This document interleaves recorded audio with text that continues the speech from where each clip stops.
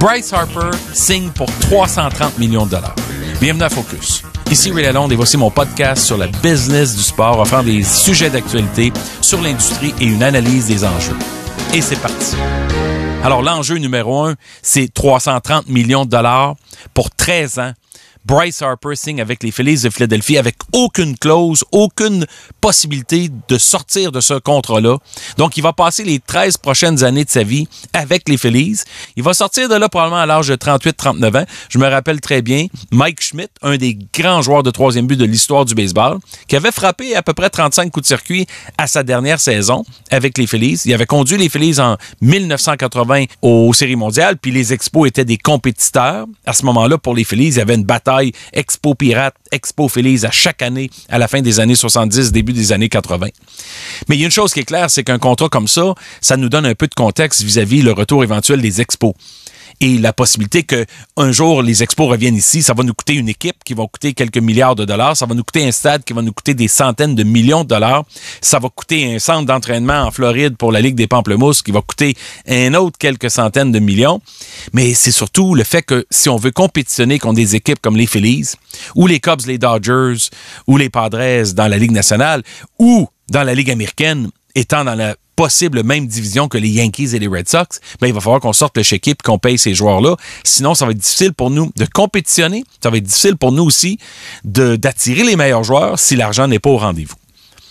Je veux pas faire un sujet sur les Expos, je veux parler de Philadelphie. Je veux parler de Bryce Harper. Je veux parler de l'impact qu'il va avoir, lui, dans cette ville-là et comment la ville de Philadelphie est exigeante envers ses athlètes. Comment les gens sont impatients pour avoir vu de nombreux matchs de sport.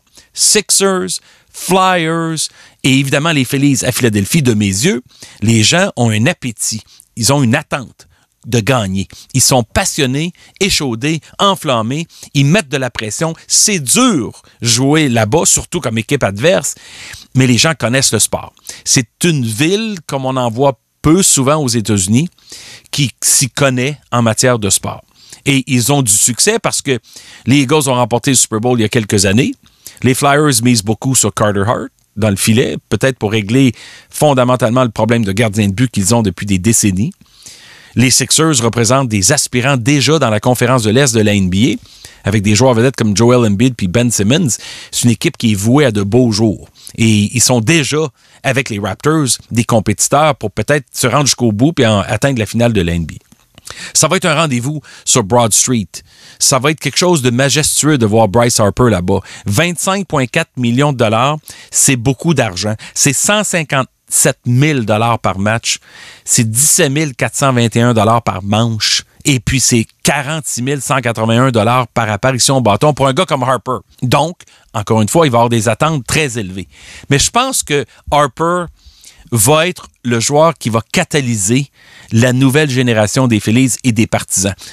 Je vous donne quelques statistiques, là. Dans les 24 premières heures qui ont suivi l'annonce, selon les journaux à Philadelphie, là, la vente de produits dérivés des Phillies avait été en hausse de 5000 % vis-à-vis la même pareille date l'an dernier. Et le jour de sa signature, les Phillies ont vendu 100 000 billets en 24 heures. Billets, évidemment, de matchs individuels tout au long d'une saison. Alors, 100 000 billets, c'est l'impact que la signature d'un gars comme Bryce Harper peut apporter à l'équipe. C'est le plus gros contrat de l'histoire du baseball, je vous l'ai dit un peu plus tôt. Puis, les Phillies ont déjà vendu 10 000 billets de plus en match pré-saison à cause de la venue de Bryce Harper qui va participer à ces matchs-là, bien entendu. Puis là, ça, c'était les 100 000 billets dans les 24 premières heures. Mais depuis la semaine dernière, ça fait à peu près une semaine, 220 000 billets ont été vendus par rapport à la saison 2019. C'est exceptionnel. Il n'y a aucun joueur qui a eu un impact comme ça à tous les niveaux, incluant la vente de chandail de Bryce Harper pour une organisation sportive, tout sport confondu en Amérique du Nord, en 24 heures, que Bryce Harper. Vente de billets, vente de chandail, impact à tous les niveaux de l'organisation. C'est ça que ça donne signer un joueur de ce niveau-là.